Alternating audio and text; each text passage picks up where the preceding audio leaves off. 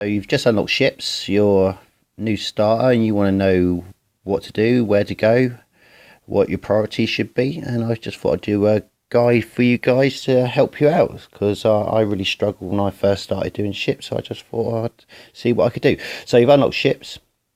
If we go click on the beautiful ships icon here, ships broken down into will essentially be 4 areas. At the moment we're down to 3. We've got ship challenges, the fleet arena store, and the fleet arena where you actually do your battles. And the fleet battles are coming. That'll be a bit like the cantina. We're going to see how that develops when they release it. Now if we click on ship challenges, because this is pretty important, in ship challenges you have the 3 options. You've got your building ability mats, you've got your droids, and you've got ability materials. Now they're all done by using different ships and different capital ships. So building materials is home 1, and you're going to need 3 rebel ships to start. Ship enhancement droids is Galactic Republic, and you're going to have Mace Windu's endurance ship and 3 Galactic Republic ships. And arguably, I think the most important one is your ship ability materials, which is Moff Tarkin's ship and Executrix, and you're going to need 3 dark side ships for that one. Now, I made the mistake when I first started of prioritising the ship building materials, so I had home 1, I had about 5 or 6 light size ships, and I probably only had a couple dark side ships and maybe 1 or 2 Galactic Republic ships. Now, that hurt me a little bit in the long run because ship ability materials, if we click on their rewards, this is the important part, is that when you get a little bit more end game, 65 70 plus, you can get ship omegas and zetas out of here, and they're more end game, but they're vital in the longevity of the game. Now this is where you're going to get your ship ability materials to upgrade your abilities of your ships, which make them hit harder or they make other ships heal better. This facility here, this is prestige, and prestige is only used on your capital ships, so that's what you use to upgrade your capital ships. Prestige can be found here, and also quite importantly, prestige can also be found out of here into shipments. Prestige can also be found in your squad arena store as well. You can see top left, there's prestige there. So I farm a lot of my prestige out of here because I've got all the characters, so I don't need to farm anything else out of here. So I'm basically just farming prestige, just to let you guys know. Now with these ship challenges, what you're going to find is at level 1 you're going to need the capital ship, home 1 for example, and you're going to need 3 rebel ships. At level 2 you're then going to need 4 rebel ships. Level 3 you're going to need 5, and level 4 you're going to need 6.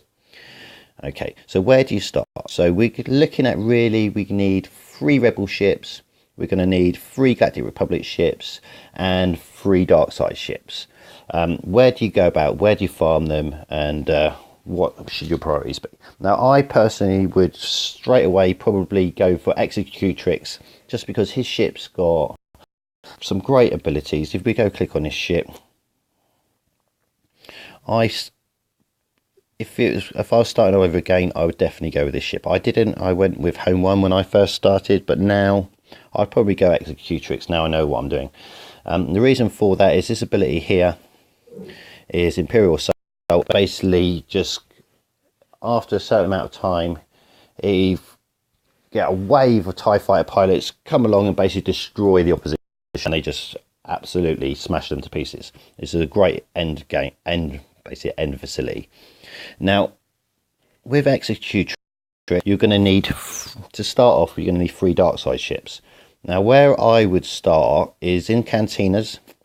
You've just unlocked in your cantina battles on node 3, you are going to find on 3F Crew, Kylo Ren our mast, and his ship the Silencer, and that ship is a fantastic starter ship, and to be fair, even endgame ship is an amazing ship. Basically what the Silencer ship does is it stuns, so basically anybody over 50 turn meter, that little blue bar, if that's over 50% full, he will generally stun that. Not always, but over 70% of cases he will stun that ship, which makes life a lot easier. So he's a very, very good ship to farm. Now if we pop out of here and we pop into shipments, which is where you're going to do predominantly most of your ship farming, is going to be done in shipments. And a couple ships, we're going to stay with Darkside just to start with.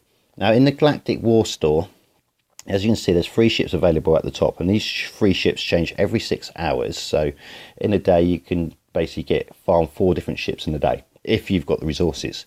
And now the ships I would farm out of here are SWGOH Genius Soldier.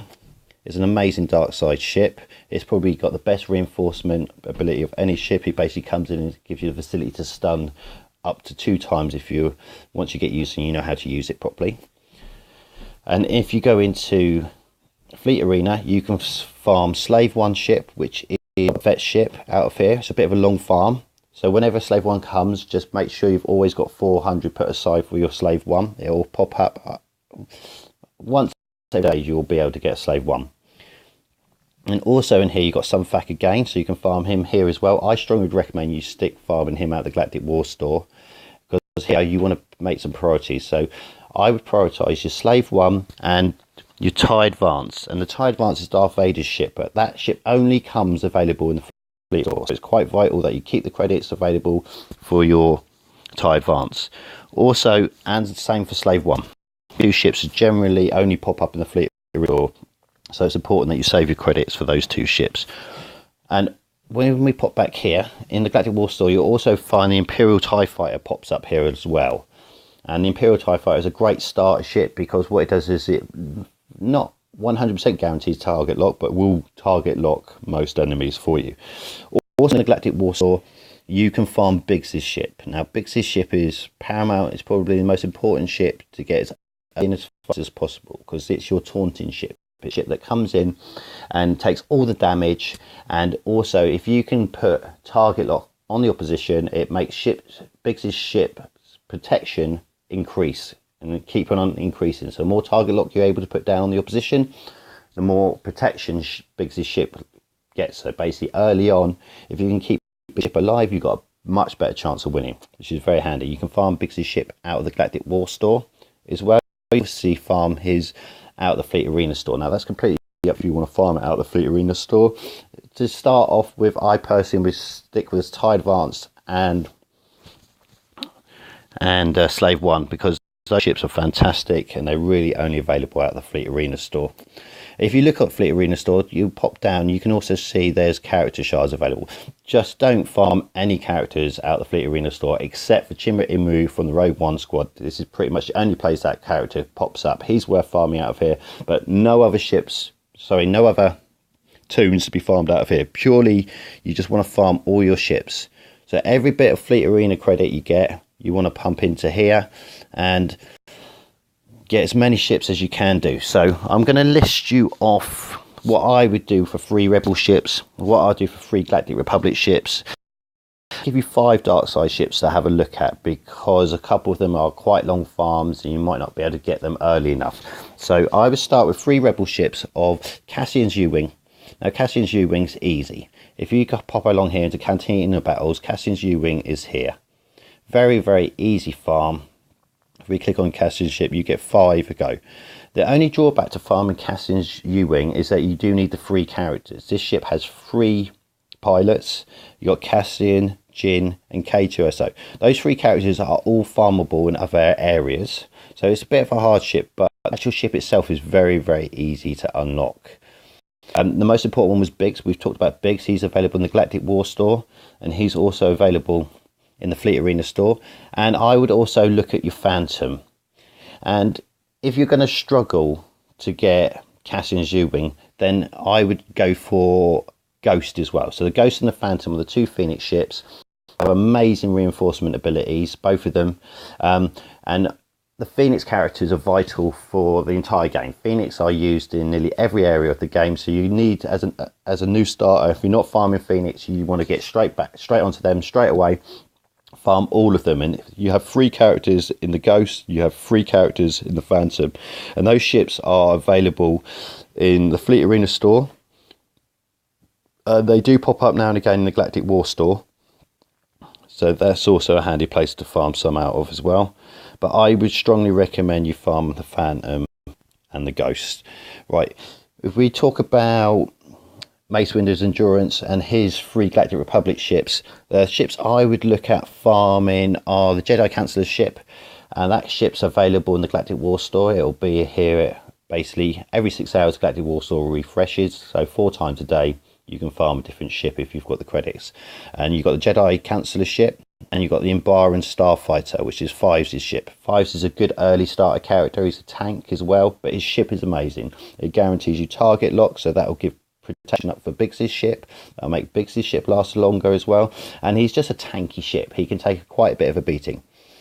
Okay, also that covers you 2 Galactic Republic ships. You've got Jedi Councillor ship and Imbaran Starfighter ship. The third one right now, I personally would probably go for the Clone Sergeant ship.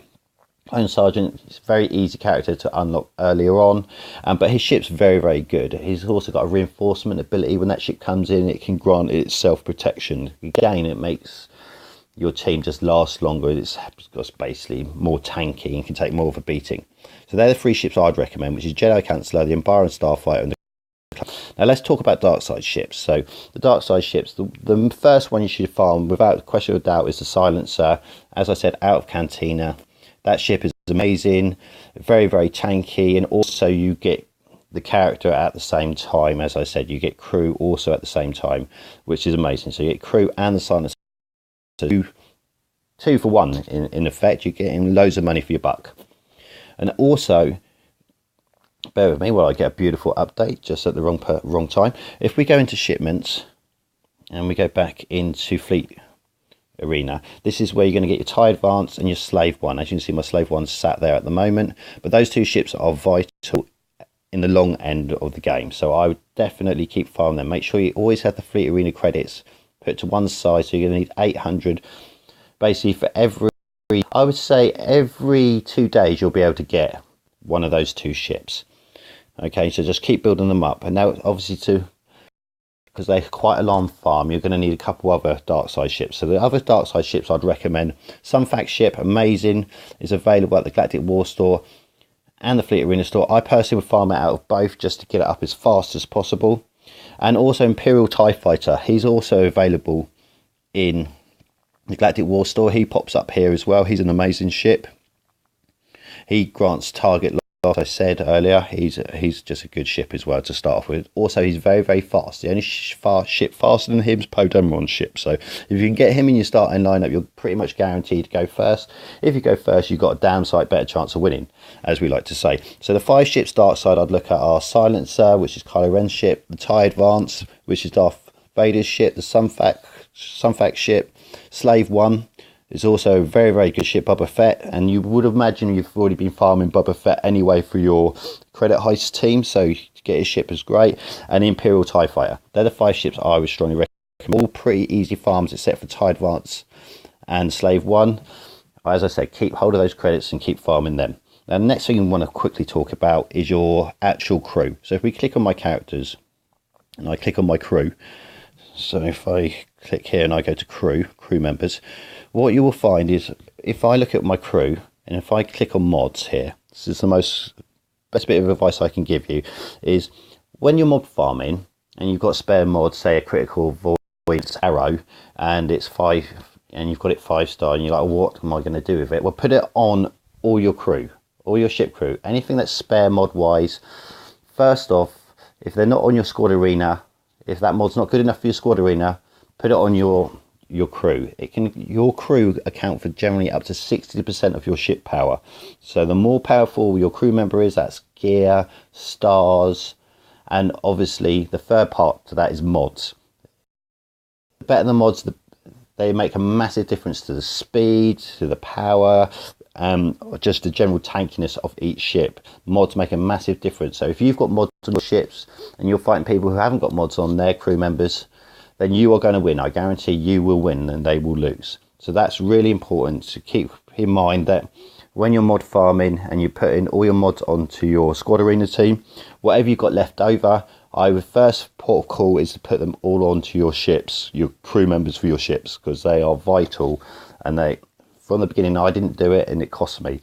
So definitely do that. That is vital going forward. And basically just prioritize. So you really want to be getting these ship challenges done as fast as possible, and that will basically enable you to upgrade your ships faster, make your ships hit harder, make the synergy between your ships better as well, and basically give you the best possible chance of getting up your fleet arena. Because in fleet arena, if we have a quick look at the fleet arena, if you look at the rewards available now, if you, like me, when I first started the game, within 6 weeks I just concentrated on my fleet more than my squad arena. I did, because I was able to get top spot within 6 weeks, and from 6 weeks onwards I've been getting between 400 and 350 crystals every single day. It's made my life a hell of a lot easier. Now on that note, I'm going to leave this guide here. If you guys want any other advice on specifics or anything like that, then leave me a comment and I'll see what I can do. And thank you very much.